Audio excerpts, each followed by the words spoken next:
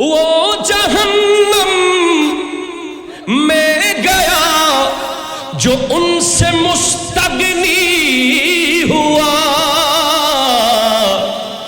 है खलीलुल्लाह को हाजत रसूलुल्लाह की अर्श हक है मसनदे रिफात रसूलुल्लाह की सनतुने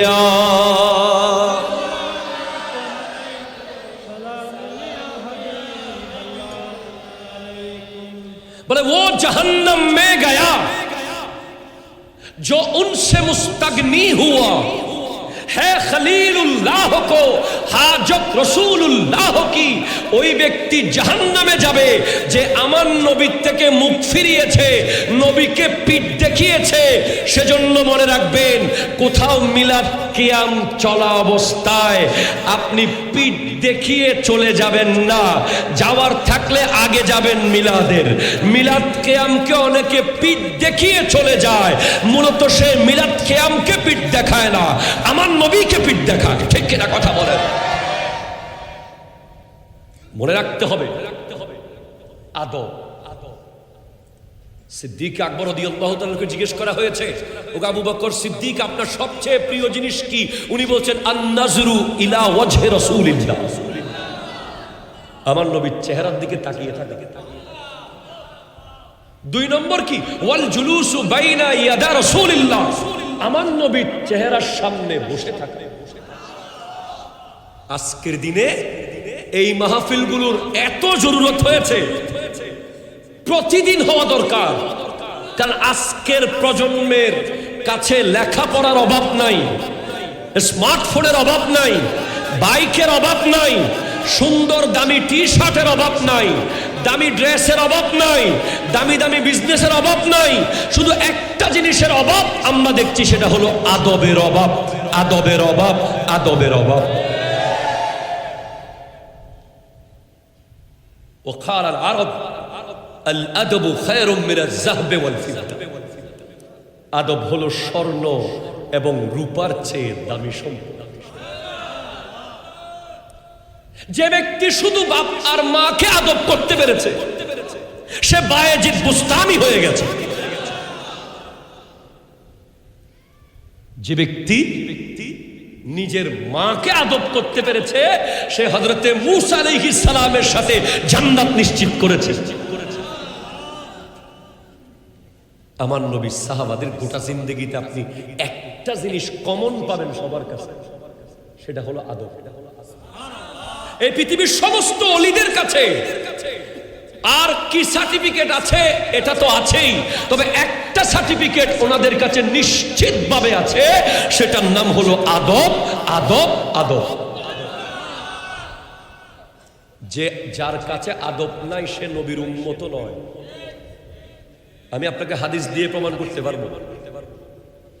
আমার নবী স্পষ্ট বলেছেন, মান লাম ইয়ারহাম সাগীরানা ওয়া লাম ইউআক্কির কবীরানা ফালাইসা মিন্না। যে তার ছোটকে স্নেহ করে না, বড়কে শ্রদ্ধা করে না, সে আমার উম্মত নয়। আজকের দিনে আপনি দেখেন, ছেলে বাবার দিকে দৌড় মারে। কথা বলেন, কথা বলেন, কথা বলেন। ছোট ভাই বড় ভাইয়ের গায়ের দিকে দৌড় দেয়। ছাত্র উস্তাদকে চেয়ার থেকে ধাক্কায় নামায়ে ফেলতেছে। আপনারা দেখেন নাই? আল্লাহ করে বলতে পারবো, আল্লাহর কসম করে বলতে পারবো, যারা বাবার সাথে বেয়াদবি করেছে, বড় ভাইয়ের সাথে বেয়াদবি করেছে, উস্তাদের সাথে বেয়াদবি করেছে, মুরব্বির সাথে বেয়াদবি করেছে, ওরা কোনোদিন কোনো হক্কানি ওলির সোহবতে যায় নাই, যায় নাই, যায় নাই, যায় নাই। কোরআন বলছে, ওয়া ইযা খাতাবাহুমুল জাহিলুনা ক্বালু সালামা। আল্লাহর ওলিদেরকে কেউ যদি গালি দেয়, খারাপ কথা বলে, বকা দেয়, আঘাত করে, ধাক্কা মারে, ওনারা রিপিট জবাব দেন না, ওনারা আসসালামু আলাইকুম বলেন। আমরা কেন পারছি না এরকম হইতে? কারণ আমরা রিপিট দিয়ে দিই, রিপ্লাই করি, একটা বললে 10টা দিই, ঠিক কিনা জোরে বলেন? একটার বদলে 10টা ফেরত দিই, কিন্তু এভাবে একটার বদলে 10টা শাহিন সাহেব বাগদাদ ফেরত দেন নাই, ঠিক কিনা জোরে বলেন? শাহিন সাহেব সিরিকোট ফেরত দেন নাই, খাজা চৌরবি ফেরত দেন নাই, গরিব নওয়াজ ফেরত দেন নাই, গৌসুল আজম মজবন্দারি ফেরত দেন নাই, গোলাম রহমান কেবলা ফেরত দেন নাই, আমিরুজ্জামান শাহ ফেরত দেন নাই বলে কিয়ামত পর্যন্ত ওনাদের প্রোগ্রাম চলবে।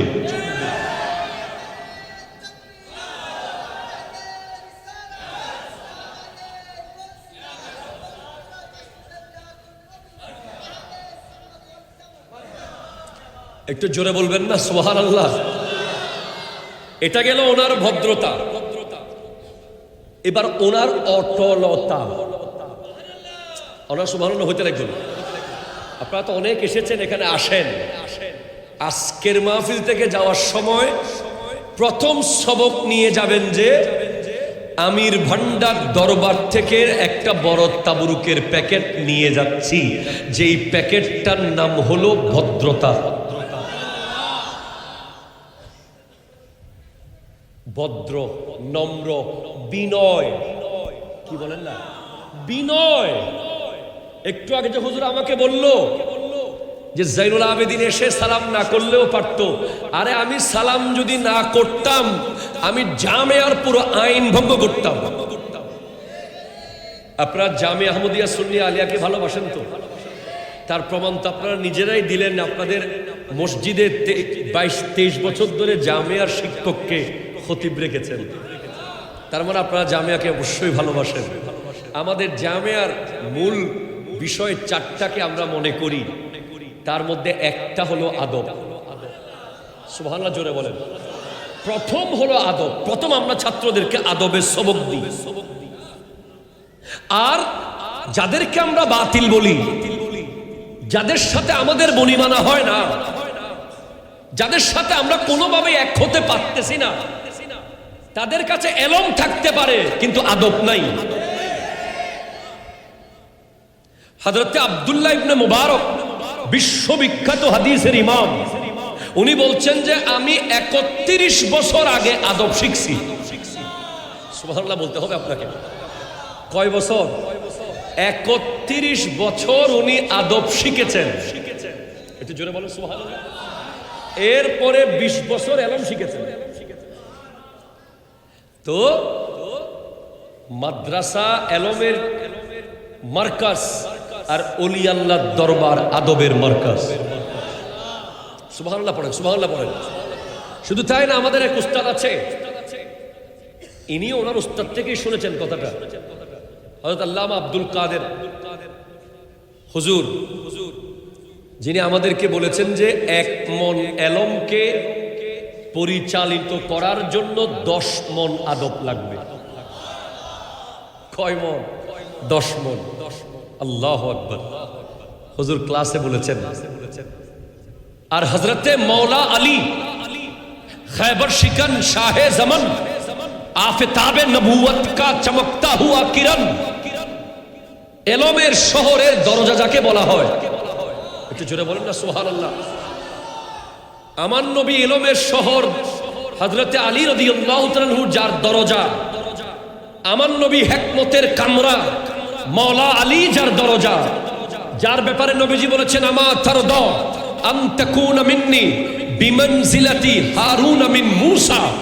আলী, আমার কাছে তোমার মকাম তেমন, মূসা আলাইহিস সালামের কাছে হারুন আলাইহিস সালামের মকাম যেমন।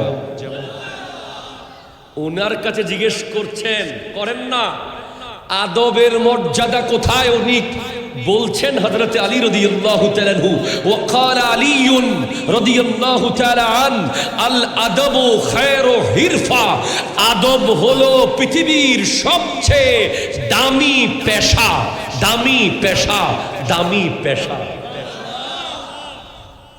ডাক্তারি, ইঞ্জিনিয়ারিং, প্রফেসরি, ব্যারিস্টারি, যত পেশা আছে সবচেয়ে শ্রেষ্ঠ পেশা হলো আদব। আপনি আদব ছাড়া যেই পেশাতেই যাবেন আপনি সেখানে শাইন করতে পারবেন না। আদব। তাহলে হযরত আমিরুজ্জামান শাহ রহমতুল্লাহ আলাইহি আমাদেরকে প্রথম সবক দিয়েছেন, আমি মনে করি আদবের। সুবহানাল্লাহ জোরে বলেন। উনি কতটুকু মুআদ্দব হলে উনি এই আদব শিখলেন কার কাছে? আমি কি সাহস করে বলবো? আমার তো মনে হচ্ছে উনি এই আদব সূর্যের কাছে শিখেছেন। সুবহানাল্লাহ বলতে হবে আপনাকে। কেন? আলা হযরত ইমাম আহমদ রেজা খান ফাজিলে বেরলবি রহমতুল্লাহ আলাইহি লিখছেন, আমার নবী যখন ওই খায়বরের যুদ্ধ থেকে আসতেছেন, আসার সময় সাহবা নামক প্রান্তরে যখন মৌলা আলীর কুলে আমার নবী ঘুমিয়ে গিয়েছিলেন, আসরের সূর্য যখন ডুবে গিয়েছিল, আমার নবী হযরতে আলী রাদিয়াল্লাহু তাআলা আনহুর জন্য আসরের সূর্যকে আবার ফেরত এনেছিলেন। তো এই সূর্যটা কিভাবে এসেছে? সে কি মাগরিব হয়ে এশা হয়ে সামনের দিকে এসেছে নাকি পিছনের দিকে এসেছে? আলা হযরত লিখছেন, সূরজ উল্টে পাও পাল্টে চাঁদ ইশারে সে হো চাক আন্ধে নজদি দেখ লে কুদরত রাসূলুল্লাহ কি। এরপরে বলছেন, তেরি মর্জি পা গয়া সূরজ ফিরা উল্টে কদম।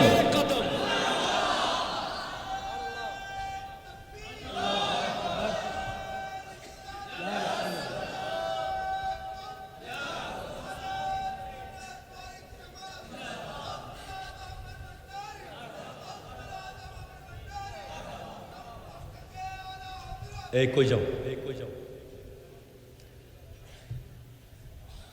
এক মিনিট টাইম দিছি, কারণ যাওয়ার থাকলে চলে যাবো। মাহফিলের মাঝখানে উঠে যাবে আরেক বেয়াদবি। এটা মাহফিলে আদবের খেলা।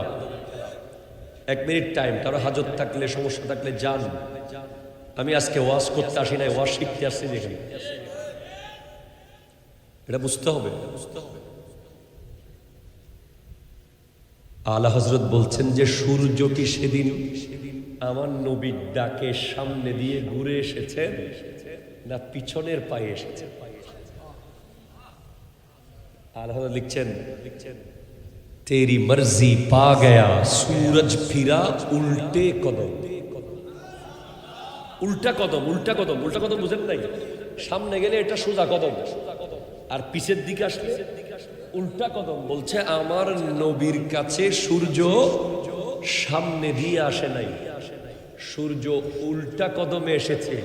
তো উল্টা কদমে কার সামনে থেকে এসেছে? আরো জোরে বলেন না রে ভাই। আমি আমার আব্বার সামনে থেকে উল্টা কদমে আসি, উস্তাদের সামনে থেকে উল্টা কদমে আসি, আল্লাহর ওলিদের দরবার থেকে আমরা উল্টা কদমে আসি, ঠিক কিনা বলেন? আর সূর্য কার সামনে থেকে উল্টা কদমে আসছিল? বলে সূর্য যখন ডুবে, সূর্য তখন আল্লাহর কুদরতের কদমে গিয়ে হাজির হয়। সহিহ মুসলিমের হাদিস আছে। সূর্য আল্লাহকে জিজ্ঞেস করে, আল্লাহ আগামীকাল কি উঠবো? একটু জোরে বলতেছেন না যে সুবহানাল্লাহ? প্রত্যেক দিন জিজ্ঞেস করি, প্রতিদিন আল্লাহ আগামীকাল উঠবো? আল্লাহ যদি বলে অনুমতি দেয় উঠো, উঠে যায়। যেদিন কিয়ামত কায়েম হবে সেদিন আল্লাহ বলবে, আল্লাযীনা ইয়ামশুনা আলাল আরদি হাওনা, তারা জমিনে যখন হাঁটে এত বেশি নিরহংকার, এত বেশি নিজেকে লুকিয়ে রাখে, এত বেশি নম্র হয়ে হাঁটে, এত বেশি ভদ্র হয়ে হাঁটে, যেই ভদ্রতার সীমা আকাশচুম্বী। একটু জোরে বলেন সুবহানাল্লাহ, জোরে বলেন। ইকো অফ করে লো বাড়িয়ে দেন, লো লো ইকো অফ করে লো বাড়িয়ে দেবেন। সাউন্ড অপারেটর, হ্যাঁ লো বাড়িয়ে দেন। আমাকে দেওয়ার দরকার নেই ফ্যান, প্লিজ এটা অফ করে দেন, দরকার নেই। আপনারা জানেন, প্লিজ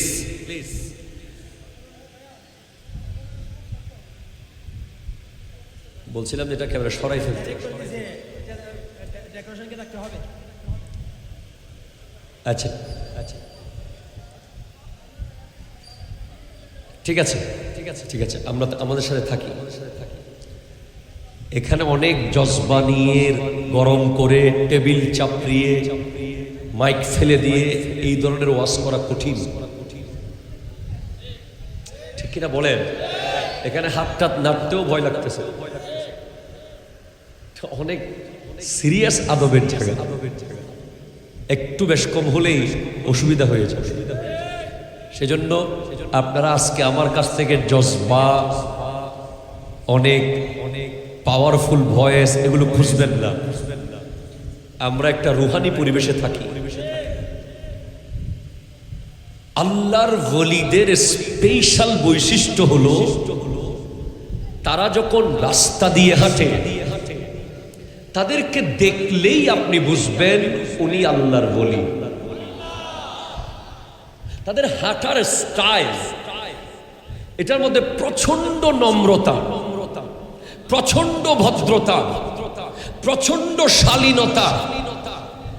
তাদের হাত পা চেহারার বাচনভঙ্গিতে কোনো অহংকার থাকে না, এটাকেই বলে হাউনুন। সুবহানাল্লাহ বলেন তো। কতটুকু নম্রভাবে হাঁটতে পারলে একটা মানুষ ফটিকচুরি থেকে পটিয়ার পিছনে পিছনে পায়ে হেঁটে চলে এসেছে। আপনার সুবহানাল্লাহ আসতে বলেছেন, আমি সামনে দিয়ে হাঁটলে অ্যাটলিস্ট আমি দেখবো আমার সামনে কে আসতেছে না আসতেছে, কিন্তু আমি যদি পেছনের পায়ে হাঁটি, যার পীর মুর্শিদের প্রতি তার এমন ভক্তি ছিল, আমরা অনেকেই পীরের দরবার থেকে 10 কদম দূরে গেলেই পীরের সুরত আমাদের সামনে আর থাকে। অনেকে 1 মাইল দূরে গেলে ভুলে যায়, অনেকে 10 মাইল দূরে গেলে ভুলে যায়। আর উনি মাইজবান্ডার দরবার শরীফ থেকে আমির ভান্ডার পর্যন্ত যিনি পিছ পায়ে হেঁটে এসেছেন, উনি কোন লেভেলের নম্র ভদ্র নিরহংকার আল্লাহর বান্দা হলে এই কাজ করতে পেরেছেন, বুঝতে হবে ওনার ভদ্রতার সীমা আকাশচুম্বী। আমরা ওলি আল্লাহদের দরবারে এসে শুধু বিরিয়ানি খাবো না, প্লিজ। আমি এই জিনিসটাকে আপনাদের সিরিয়াসলি বলছি। আপনাদের ইন্টেনশন থাকবে যে ওনার কাছ থেকে কিছু চরিত্র নেওয়া। আমি মনে করি ওনার পবিত্র রওজা মুবারকের গুম্বদ যত উঁচু হয়েছে, ওনার আদব আর ভদ্রতা তার চেয়ে আরো উঁচু ছিল।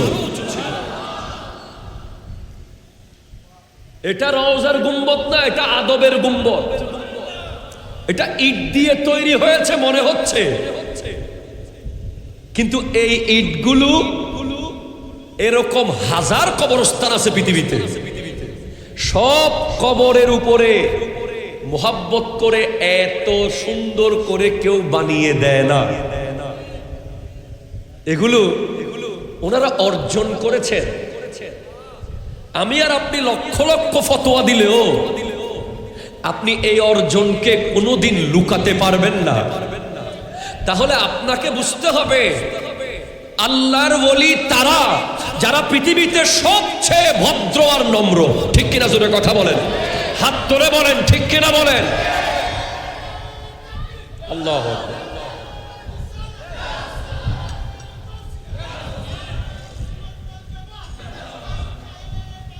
জিন্দাবাদ, জিন্দাবাদ, জিন্দাবাদ। আল্লাহ আল্লাহ আল্লাহ। আমি এই জিনিসটা নিয়ে অনেক ভেবেছি। এখন উনি যখন পিছনের দিকে এসেছেন, আপনি একটু তাসবিরটা সামনে আনেন। উনি কাজ শেষ করুক, আমার কথাটা অনেক গভীরে যাবে। আপনারা আমার সাথে আছেন তো ভাই? এই দরবারে যত আলেম আসছে সবচেয়ে অযোগ্য আলেম আমি, আর সব আমার চেয়ে যোগ্যরাই এসেছে। তাই আমি খুব টেনশনে আছি যে আপনাদেরকে আমি কেউ আর শোনাবো। আল্লাহ আমাকে একটু শক্তি দান করুক। জি, উনি শেষ করুক, আমি বলি। ফ্যানটা নিয়ে যান। কেমন আছেন আপনারা ক্যামেরাম্যান ভাইয়েরা? সবাই বিরিয়ানি খাইছেন তো? ক্যামেরাগুলো সুন্দর করে রাখেন। মাশাআল্লাহ, আল্লাহ কবুল করুক ওয়াকার ভাইদেরকে। ওনারা আমাদের কথাগুলো কেটে কেটে প্রচার করে খুব সুন্দর করে, তবে মাঝে মাঝে এত টেনশন দেয়। আল্লাহ ওনাদেরকে ওলি আল্লাহদের নজর দান করুক।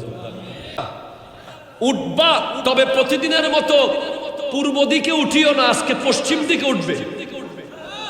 সেরকম নিয়ম একদিন ভঙ্গ হয়েছে, যেদিন মাওলা আলীর জন্য সূর্য আবার উঠেছে। সেদিন আল্লাহর কাছে গিয়ে বলছে, আল্লাহ আগামীকাল কি উঠবো? আল্লাহ হয়তো সূর্যকে এভাবে বলেছেন যে আজকে প্রতিদিনের মতো হবে না, আগে আমার আলীর জন্য গিয়ে আসর হয়ে যাও, তারপরে কালকের হিসাব হবে। সেজন্য সূর্য আল্লাহর সামনে থেকে এসেছে, আল্লাহর কুদরতের সামনে থেকে, আর উল্টা কদমে এসেছে। অনেক অনেক মানুষ এটাকে আবার ভুল ধরে, আছে না নাই? কথা জোরে বলেন না। শুধু তাই না, আলা হযরত ইমাম আহমদ রেজা খান ফাজিলে বেরলভী রহমতুল্লাহ আলাইহি আরো বলেছেন, ও জাহান্নাম में गया जो उनसे मुस्तगनी हुआ है, खलीलुल्लाह को हाजत रसूलुल्लाह की, अर्श हक है मसनदे रिफात रसूलुल्लाह की सनतुने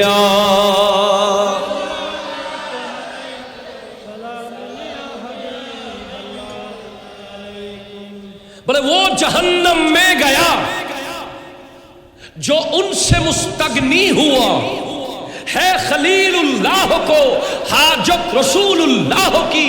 ওই ব্যক্তি জাহান্নামে যাবে যে আমার নবী থেকে মুখ ফিরিয়েছে, নবীকে পিঠ দেখিয়েছে।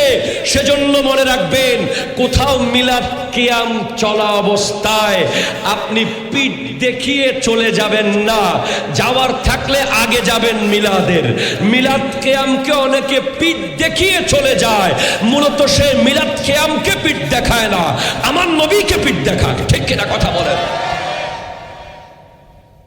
মনে রাখতে হবে আদব। সিদ্দিক আকবর রাদিয়াল্লাহু তাআলাকে জিজ্ঞেস করা হয়েছে, ও আবু বকর সিদ্দিক, আপনার সবচেয়ে প্রিয় জিনিস কি? উনি বলছেন, আন-নাজরু ইলা ওয়াজহি রাসূলিল্লাহ, আমার নবীর চেহারার দিকে তাকিয়ে থাকে। দুই নম্বর কি? ওয়াল জুলুসু বাইনা ইয়াদা রাসূলিল্লাহ, আমার নবীর চেহারার সামনে বসে থাকে। আজকের দিনে এই মাহফিলগুলোর এত জরুরত হয়েছে, প্রতিদিন হওয়া দরকার। কারণ আজকের প্রজন্মের কাছে লেখাপড়ার অভাব নাই, স্মার্টফোনের অভাব নাই, বাইকের অভাব নাই, সুন্দর দামি টি শার্টের অভাব নাই, দামি ড্রেসের অভাব নাই, দামি দামি বিজনেসের অভাব নাই। শুধু একটা জিনিসের অভাব আমরা দেখছি, সেটা হলো আদবের অভাব, আদবের অভাব, আদবের অভাব। وقال العرب الأدب خير من الذهب والفضة, আদব হলো স্বর্ণ এবং রূপার চেয়ে দামি সম্পদ। যে ব্যক্তি শুধু বাপ আর মাকে আদব করতে পেরেছে, সে বায়েজিদ বুস্তামি হয়ে গেছে। যে ব্যক্তি নিজের মাকে আদব করতে পেরেছে, সে হযরতে মূসা আলাইহিস সালামের সাথে জান্নাত নিশ্চিত করেছে। আমার নবী সাহাবাদের গোটা জিন্দেগিতে আপনি একটা জিনিস কমন পাবেন সবার কাছে, সেটা হলো আদব। এই পৃথিবীর সমস্ত ওলিদের কাছে আর কি সার্টিফিকেট আছে? এটা তো আছেই, তবে একটা সার্টিফিকেট ওনাদের কাছে নিশ্চিতভাবে আছে, সেটার নাম হলো আদব, আদব, আদব। যে যার কাছে আদব নাই, সে নবীর উম্মত নয়। আমি আপনাকে হাদিস দিয়ে প্রমাণ করতে পারবো। আমার নবী স্পষ্ট বলেছেন, মান লাম ইয়ারহাম সাগীরানা ওয়া লাম ইউআক্কির কাবীরানা ফালাইসা মিন্না। যে তার ছোটকে স্নেহ করে না, বড়কে শ্রদ্ধা করে না, সে আমার উম্মত নয়। আজকের দিন আপনি দেখেন, ছেলে বাবার দিকে দৌড় মারে। কথা বলেন, কথা বলেন, কথা বলেন। ছোট ভাই বড় ভাইয়ের গায়ের দিকে দৌড় দেয়। ছাত্র উস্তাদকে চেয়ার থেকে ধাক্কায় নামায়ে ফেলতেছে। আপনারা দেখেন নাই?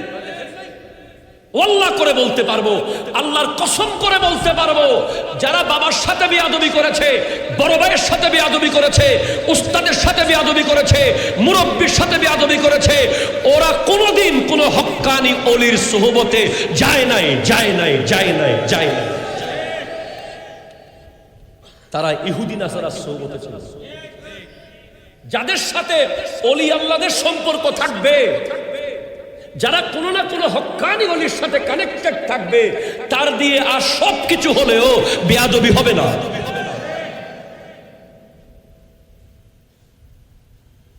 আপনি যদি আমাকে 10,000 কোটি টাকাও দেন, খোদার কসম, যদি বলেন যে আপনার উস্তাদের সামনে গিয়ে ওনাকে প্রশ্ন করে এটা করছে কেন, আমি পারবো না। গলায় ছুরি দিতে পারবেন। আপনি যদি 50,000 কোটি টাকা দেন, যদি বলেন যে আপনার আব্বার সামনে গিয়ে চোখে চোখ রেখে বলেন যে আপনি এটা ভালো লাগে নাই আপনার, আমি পারবো না। আমি জানি যে আমাকে ওই মাটি থেকে এই চেয়ারে বসিয়েছে আদবে। আমি ওই প্লাস্টিকে ছিলাম, ওখান থেকে তুলে নিয়ে কাবাঘরের ইমাম বানাতে পারে আদব। সুবহানাল্লাহ জোরে বলেন।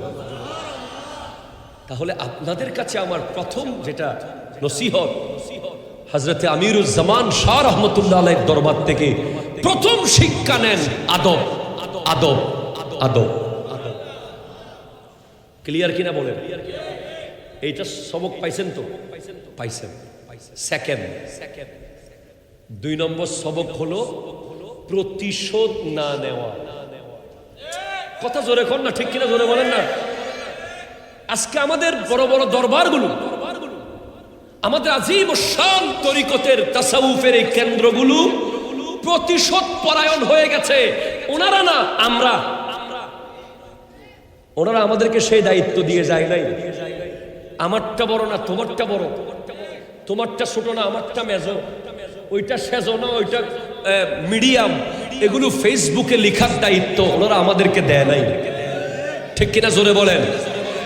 কোন দরবার সেরা, কার মুরিদ শ্রেষ্ঠ, কার অনুসারী শ্রেষ্ঠ, এটা ফেসবুকে লিখে প্রমাণ করার বিষয় নয়। এটা হচ্ছে আমাদের আমল প্রমাণ করবে আমরা কার মুরিদ। আজকে আপনি দেখেন, যারা ওলি আল্লাহদের দুশমন তারা সবাই এক,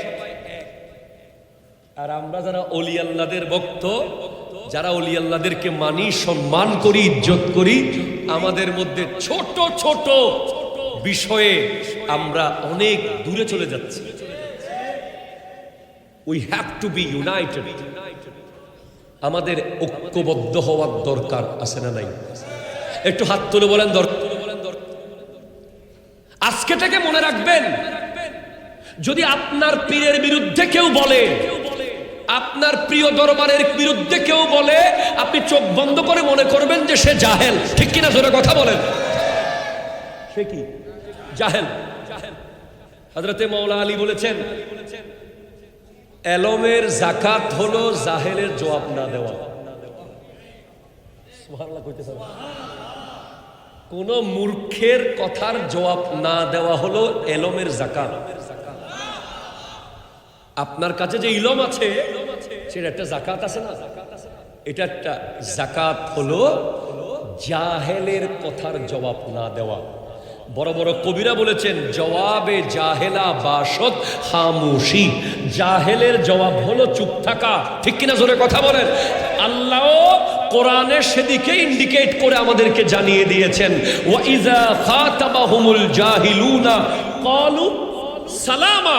জাহেল যখন আল্লাহর প্রিয় বান্দাদেরকে, ইবাদুর রহমানদেরকে জাহেলরা যখন কটাক্ষ করে, কটূক্তি করে, কটুবাক্য বলে, লেখে, তখন তারা সালাম দিয়ে দেয়, সালাম দিয়ে দেয়, সালাম দিয়ে দেয়। আবার বুঝতে হবে জাহেল আর বাতিল এক না। কথা বলতেছে না? জাহেল আর বাতিল কি এক? জাহেল মানে নিজের ঘরের যারা না বুঝে কষ্ট দেয় ওরা জাহেল। আর যারা বিরোধিতা করে অন্যের কোরআন সুন্নাহর বিরুদ্ধে গিয়ে, তাদেরকে তো জবাব দিতে হবে।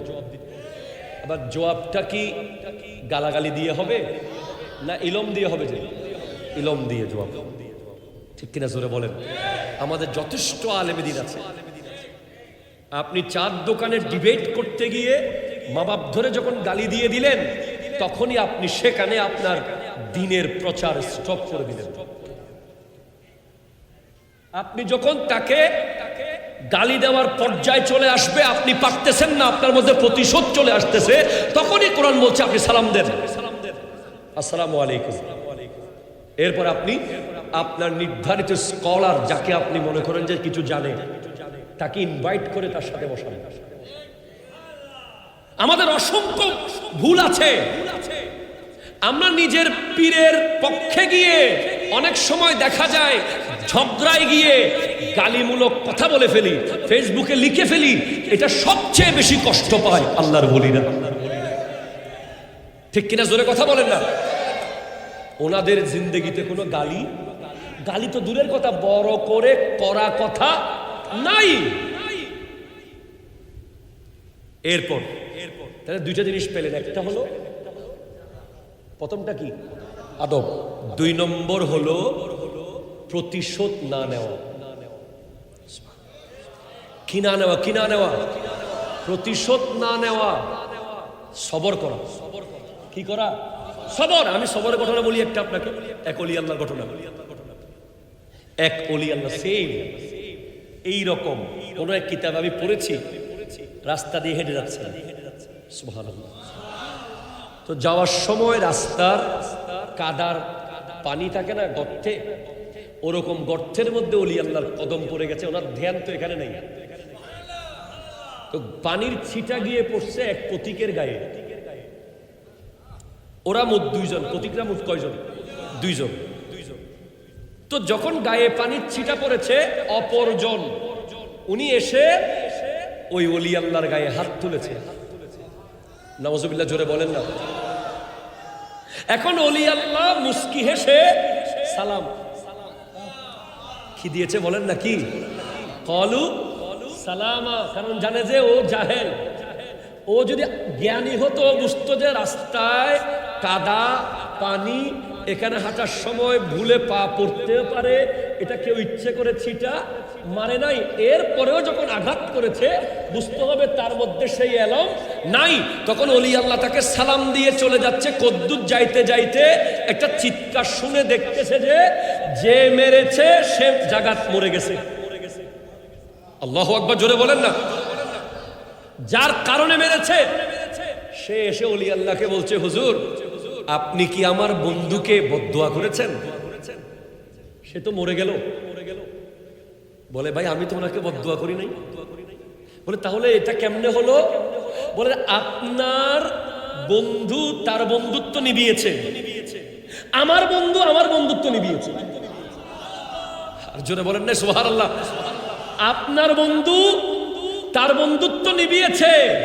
আপনার বন্ধুর গায়ে যখন কাদা লেগেছে, বন্ধু এসে প্রতিশোধ নিয়েছে, আঘাত করেছে। আমারও তো একজন বন্ধু আছে, আমারও তো একজন বন্ধু আছে, আমারও তো একজন বন্ধু আছে। তো আমার গায়ে যখন আঘাত লেগেছে, আমার বন্ধুও সেটা সহ্য করতে পারে নাই। এখন আপনার বন্ধুর আঘাত আর আমার বন্ধুর আঘাত অনেক বেশ কম। আপনার বন্ধু আঘাত করে সর্বোচ্চ একটা চোয়ার দিতে পেরেছে, আর আমার বন্ধু যদি আঘাত করে রুটা চলে যায়। আল্লাহু আকবার, জোরে বলেন। তো বলে এই বন্ধুত্ব আপনি কেমনে করলেন, কিভাবে হলো? বলে আপনি কি জানেন না ইন্নাল্লাহা মা'আস সাবিরিন, আল্লাহ তো ধৈর্যশীলদের সাথেই আছে। আমি তো ধৈর্যই ধরেছি, আর কিছু তো করি নাই। আমিও চাইলে আমারও হাত ছিল, আপনাকে একটা থাপ্পড় দিতে পারতাম, আমারও মুখ ছিল, আপনাকে একটা গালি দিতে পারতাম, অন্তত রিপিট একটা জবাব তো দিতে পারতাম, কিন্তু আমি কিছুই করি নাই। কারণ আমাকে বলা হয়েছে কোরআন থেকে, ইন্নামা ইউআফফাস সাবিরুনা আজরাহুম বিগাইরি হিসাব, নিশ্চয়ই ধৈর্যশীলদের বিনিময় ক্যালকুলেটরে আসবে না। সবর, কি রকম সবর থাকলে, ওনার হাতে জানি কি দিয়েছিল, আচ্ছা আচ্ছা, সবর। এরপর 3 নম্বর যেটা শিক্ষা, ইস্তেকামত। এটা খুবই জরুরি, খুব জরুরি, প্লিজ খুব জরুরি, একটু দর্শই পড়েন। আল্লাহুম্মা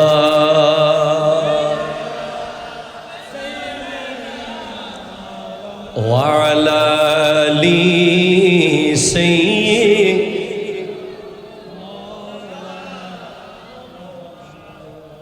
আল্লাহ আল্লাহ আল্লাহ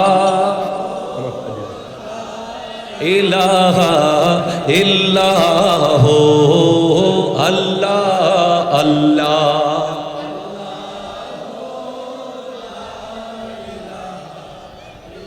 प्यारी सूरत हंसता चेहरा, मुंह से झरते हैं फूल, नूर सारा पा चाँद सा उजला, हक्का प्यारा रसूल मदनी, अल्लाह अल्लाह अल्लाह इल्लाहु अल्लाह अल्लाह।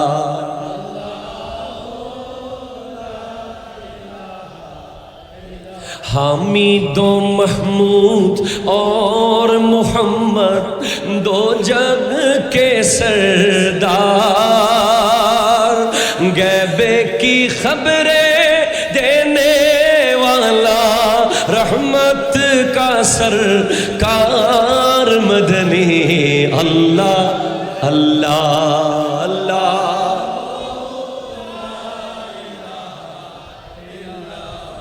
একটু চিৎকার দিয়ে বলেন তো সুবহানাল্লাহ। 3 নম্বর চরিত্র। চরিত্রগুলো লাস্টে বলবেন, মুখস্থ যে বলবেন সে আজকে বিজয়ী হবে, ফুলের মালা দিব। যেইগুলো আমি বলতেছি মনে মনে মুখস্থ করে ফেলেন। প্রথমটা কি বলেছিলাম, 2 নম্বরটা কি বলেছি, সবর। বা সবর বললে বুঝবেন প্রতিশোধ না নেওয়া, সবর। 3 নম্বর হলো ইস্তেকামত।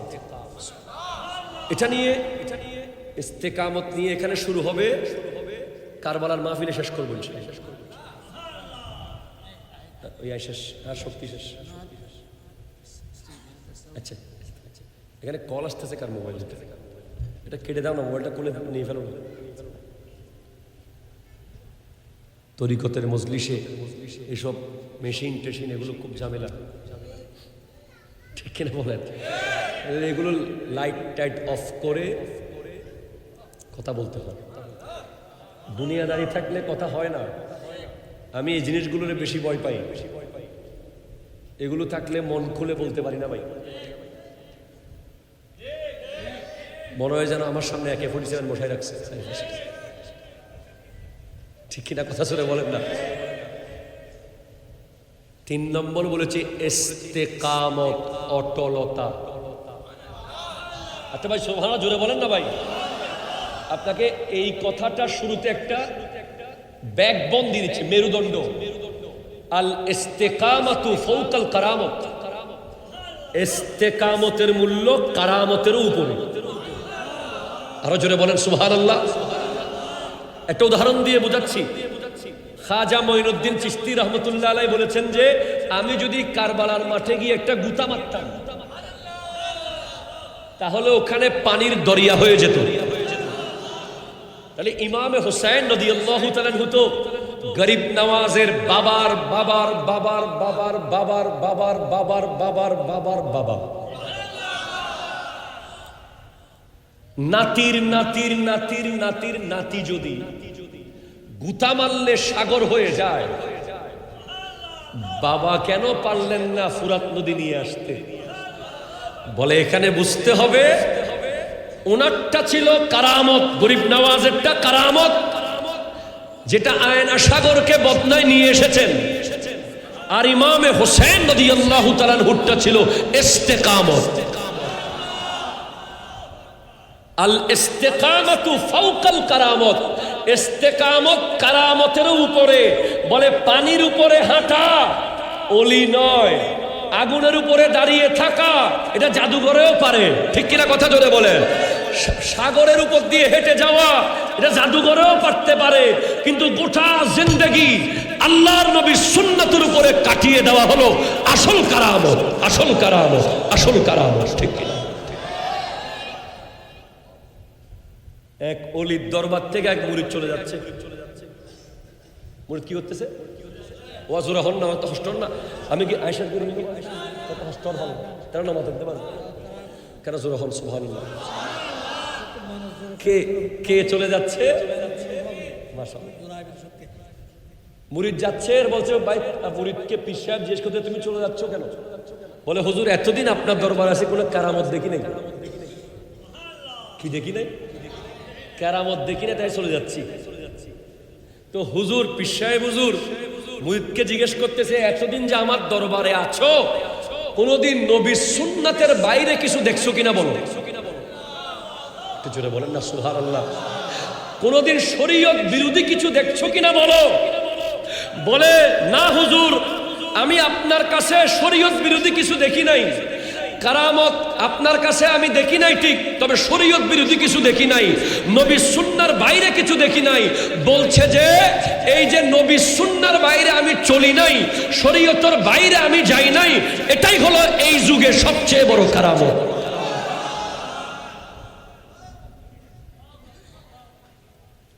এটাকে বলা হয় ইস্তেকামত, অটল থাকা। ডানে কিছুক্ষণ বামে কিছুক্ষণ, 10 টাকা দিলে এদিকে, 20 টাকা দিলে ওইদিকে।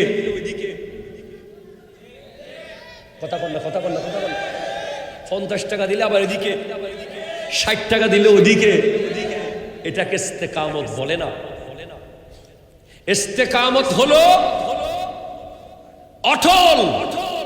কোরআন বলছে ইন্নাল্লাযীনা ক্বালু, নিশ্চয়ই যারা বলে রব্বুনাল্লাহ, আল্লাহ আমার রব, সুম্মাস্তাকামু, অতঃপর অটল থাকে। উনাকে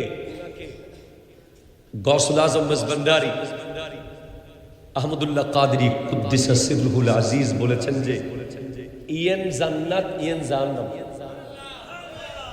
হইল না বাজি। ডান হাতে বাম হাতে, তুমি কোনটা নিবা? নিজের পীরের প্রতি কতটুকু অগাধ বর্ষা বিশ্বাস, কিভাবে অটল থাকলে উনি তো জান্নাত চাইতেই পারতেন, ঠিক কিনা জোরে বলেন না। উনি বলছেন না আমার পীরের, উনি তো শুধু পীর না, ওই তো আওলাদের রাসূল, নবীর আওলাদের বাম হাত কিভাবে জাহান্নাম হবে এটা তো আমি মানতে পারবো না। যদি আমার হুজুরের বাম হাতটা জাহান্নামে চলে যায় আমিও সেদিকেই যাব না। উনি সেটা নিয়েছেন। এটা এগুলো আপনারা বলেন শুনেন, কিন্তু এখানে কত রহস্য লুকিয়ে আছে জানেন। শুধু এই একটা ঘটনা নিয়ে পিএইচডি হয়ে যেতে পারে।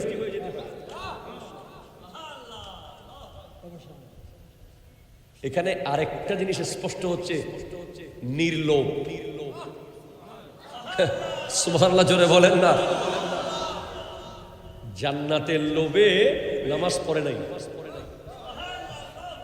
জান্নাতের লোভে আমার সূরা কাহাফ মনে পড়ে যাচ্ছে। আমি কি করব? আমি কি বলবো?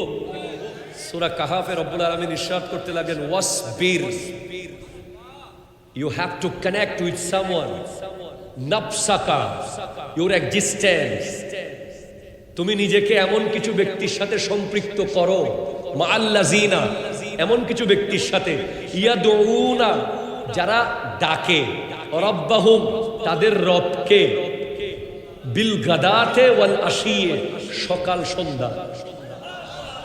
তুমি নিজেকে এমন ব্যক্তিদের সাথে কানেক্টেড করো যারা তাদের রবকে সকাল সন্ধ্যা ডাকে। বলে কেন ডাকে? আমরা তো অনেকে ম্যাট্রিক পরীক্ষার আগের রাতে ডাকি পরের দিন পরীক্ষা ভালো হওয়ার জন্য। কথা বল না, ঠিক কিনা? জোরে কথা বলে না।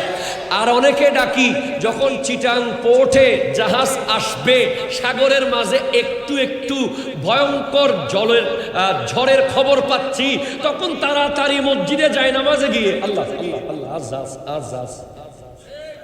কথা জোরে বলেন না, ঠিক কিনা বলেন না? যখন পেটের বাচ্চা জন্ম নেবে, ডাক্তার খুব সিচুয়েশন বলছে যে কোনো মুহূর্তে যে কোনো কিছু হতে পারে, হয়তো সিজার হয়ে যেতে পারে, কি করবেন? তাড়াতাড়ি হাসপাতালের বারান্দায় যায় নামাজ বিছিয়ে আল্লাহ। এগুলো হচ্ছে মৌসুমী ডাক। এগুলোকে আমি নাজায়েজ বলছি না। আল্লাহ ছাড়া কার কাছে যাবেন? ঠিক কিনা বলেন? কিন্তু যারা আমিরুজ্জামান হয়, সুবহানাল্লাহ কয় না, যারা শাহে আমানত হয়, যারা শাহ গরিবুল্লাহ হয়, যারা আমিরুল আউলিয়া হয়, যারা শেহনশাহ শ্রীকুট হয়, যারা গৌসুল আজম মজভান্ডারি হয়, ওরা শুধু আল্লাহকে ডাকে, আল্লাহর দিদার পাওয়ার জন্য ডাকে।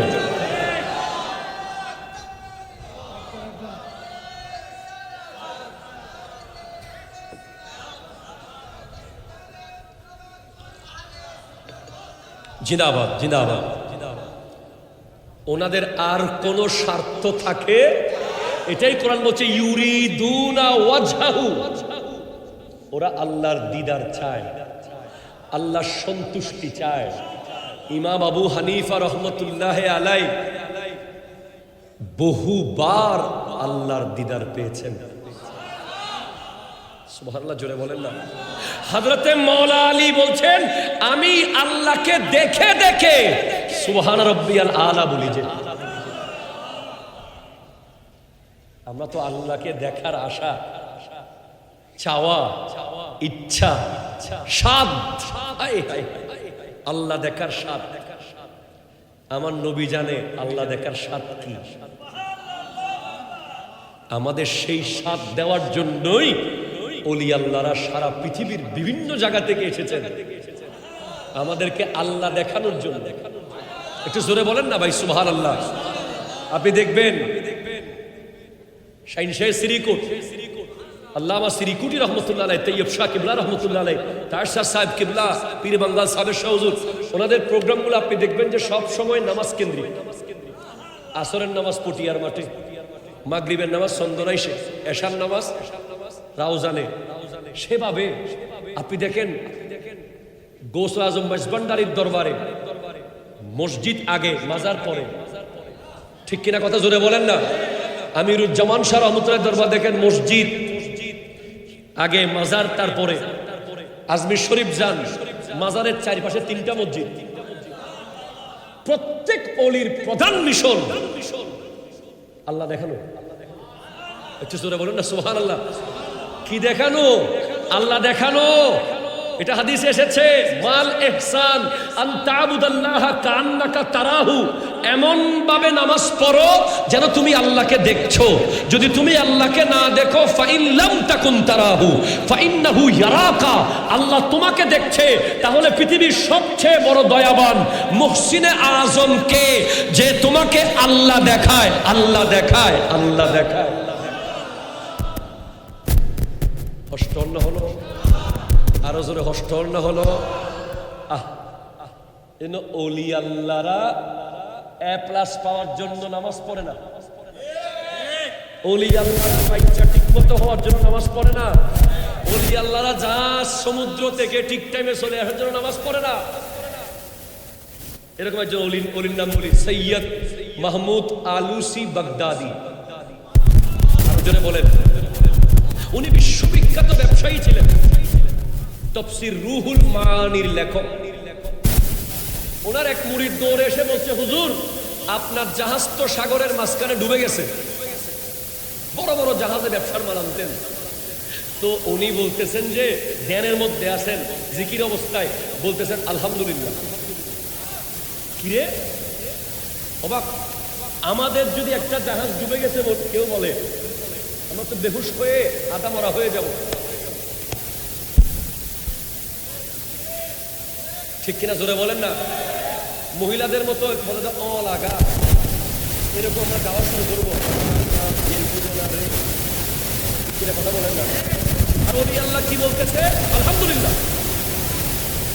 এরপরে কিছুক্ষণ পরে আরেক মুরিদ এসে বলতেছে, হুজুর হুজুর ও হুজুর, জাহাজ যেটা ডুবছে এটা তো আপনারটা না, আরেকজনেরটা ডুবছে যে না। একই টোন, একই একই আওয়াজ, অতি খুশি না। আমরা বলতাম কি হলে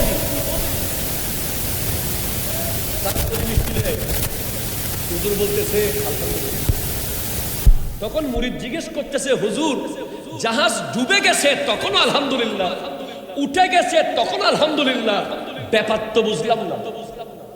সুবহানাল্লাহ। বলে জাহাজ যখন ডুবেছে তখন আমি আমার দিলকে জিজ্ঞেস করেছি, দিল তুমি কি আপন জায়গায় আসো? আমার দিল আমাকে বলছে, হুজুর আমি আপন জায়গায় আসি। কিছুক্ষণ পর যখন জাহাজ উঠে গেছে বলল, তখন আমি আবার আমার দিলকে জিজ্ঞেস করলাম, এই দিল তুমি কি আপন জায়গায় আছো? আমার দিল তখনও আমাকে বলল, আমি তো আপন জায়গায় বরাবর আছি, আমার মধ্যে কোনো পরিবর্তন নাই। তখন আমার মুরিদ জিজ্ঞেস করছে, হুজুর আপনার দিলটা আছে কোথায়? তখন হুজুর বলছে, বেটা আমি তো দিল ব্যবসাকে দিই নাই, দিল সংসারকে দিই নাই, দিল সমাজকে দিই নাই, দিল দেশকে দিই নাই, দিল তো মদিনা ওয়ালাকে দিয়ে দিয়েছি, মদিনা ওয়ালাকে দিয়ে দিয়েছি। জান ও দিল होश खिरत सब तो मदीने पहुंचे, तुम नहीं चलते रजा, सारा तो सामान गया, আমার দিল তো মদিনা ওয়ালার কাছে আছে।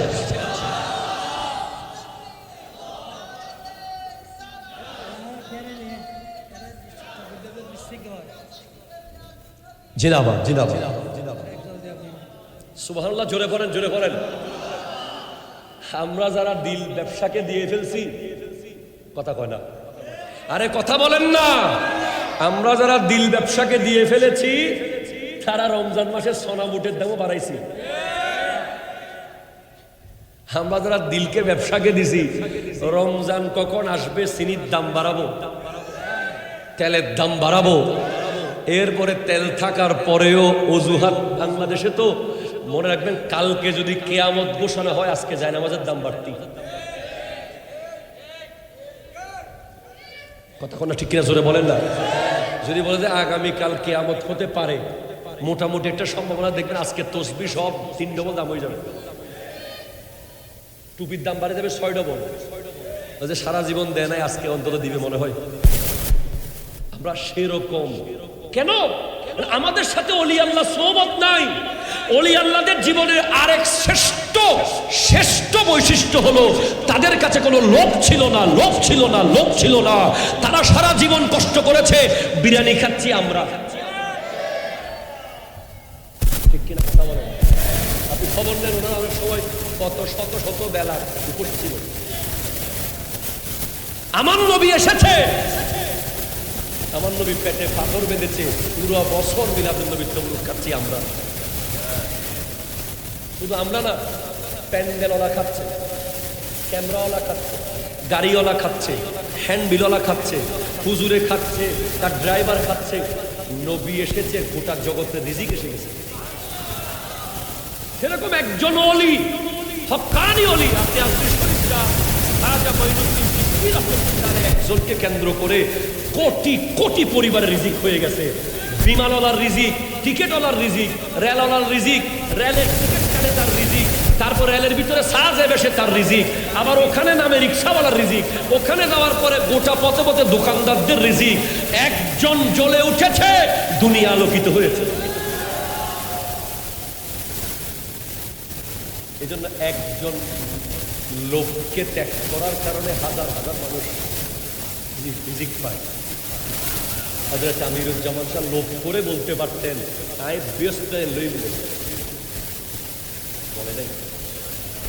শিক্ষা দিয়েছেন। আমরা তো তাবরুকের প্যাকেট একটা পাইলে পেট ভরে না, অনেক সময় হাঁটুটা তুলে দিয়ে টুপি লাগাই দিয়ে হাঁটুর করে, যাতে মানুষে মনে করে যে আরোগ্য বাচ্চা করে ইউজ করে। কথা বললো ঠিক কিনা করে বলেন না? লোভ, লোভ, লোভ। ওলি আল্লাহর দরবার থেকে আপনি আরেকটা জিনিস শিখে যান, লুবি কখনোই বিজয় লাভ করে না, লুবি সবসময় মাহরুম হয়ে যায়। আমিরুজ্জামান শাহ আমাদেরকে শিক্ষা দিয়েছেন লোক নবজ্য, ঠিক কিনা বলেন? শাহিন শাহ সিরিকোট বলেছেন যে মুঝে দেখনা है तो मदरसा को देखो, मुझे मोहब्बत करना है तो मदरसा को मोहब्बत करो। আরে নদিও মাদ্রাসারে দিও, আরে দিবেল্লা শাড়ি তো ইতার রাখতে ওলি আল্লাহতে লোক নাই, লোক ব্যাগিন আর রাখতে, ঠিক কিনা হন না? বিরিয়ানির প্যাকেট সৌ দিলেও বইছে না, বলে বারোয়াল্লা বইটা কি হবে? ওলি আল্লাহরা আমাদেরকে শিখিয়ে দিয়েছে লোভ করবেন না। আমিরুল আউলিয়া সেটা শিক্ষা দিয়েছে। এরপর শিখিয়েছেন অটল থাকা। ভালো না হয় কি থাকা? অটল। আয় কি রকম অটল! উনার কনফিডেন্স ছিল যে কনফিডেন্স আর উজুরে আর ইয়েন দুজক হক দেরি, কিন্তু ইয়েনও ব্যস্ত আয় জানি। এর দূর কনফিডেন্স পীরের প্রতি ছিল। আল্লাহ এরপর পীরের দরবারে আসি মৌসুমি প্রোগ্রামে মাঝে মাঝে, আর উনি ওই ব্যক্তি যিনি পীরের আলতি। আমি বলবো ওগুলো ময়লা বলবো না, ওগুলো কি খোদা জানে, উনি জানে। অনেকে বলে যে ময়লার থেকে আল্লাহর জন্য এগুলো কি ময়লা থাকবে? অসম্ভব। এমন পরীক্ষা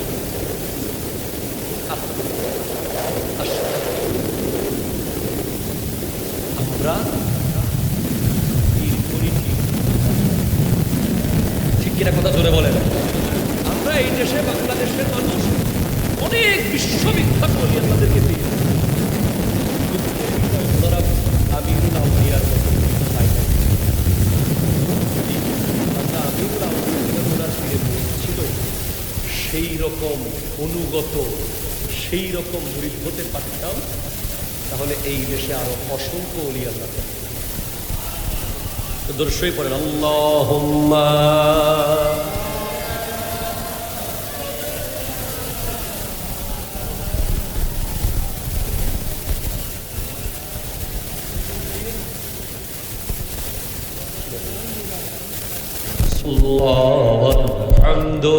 আলহামদুলিল্লাহ। কিছু দিব? আচ্ছা, আল্লাহ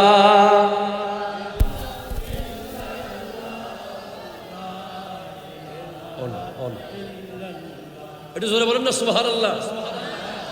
লোভের কারণে, লোভ যদি রাষ্ট্রের গুরুত্বপূর্ণ জায়গায় চলে যায়, তখন হামের টিকার অভাবে বাচ্চা মরে যায়।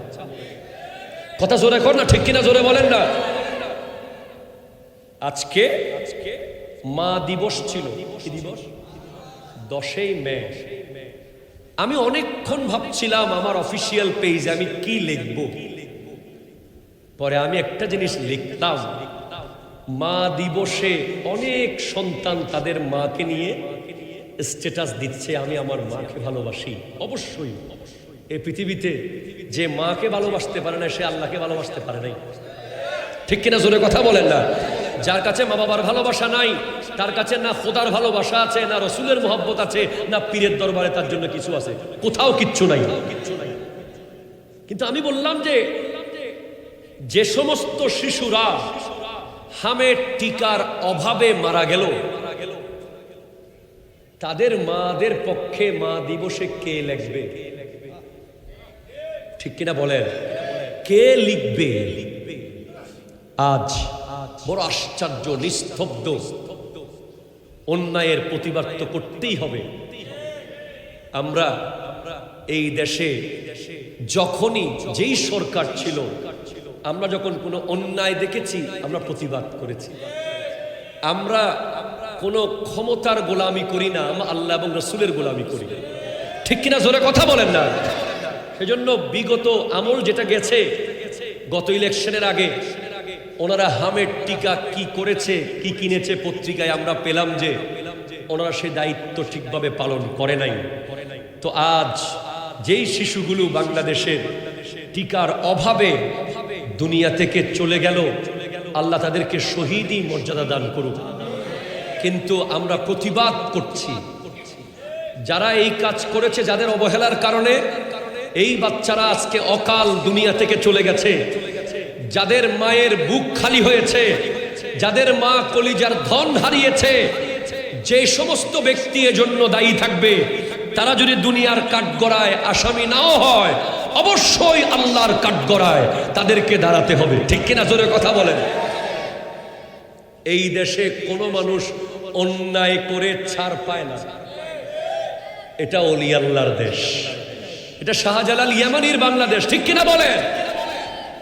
এটা আমিরুল আউলিয়ার বাংলাদেশ, এটা শাহিনশাহ সিরিকুটের কদম ধন্য বাংলাদেশ, এটা আহমদুল্লাহ কাদেরীর বাংলাদেশ। ঠিক কিনা বলেন? এই দেশে কোনো অমানুষ, কোনো জালেম অন্যায় করে পার পাবে না।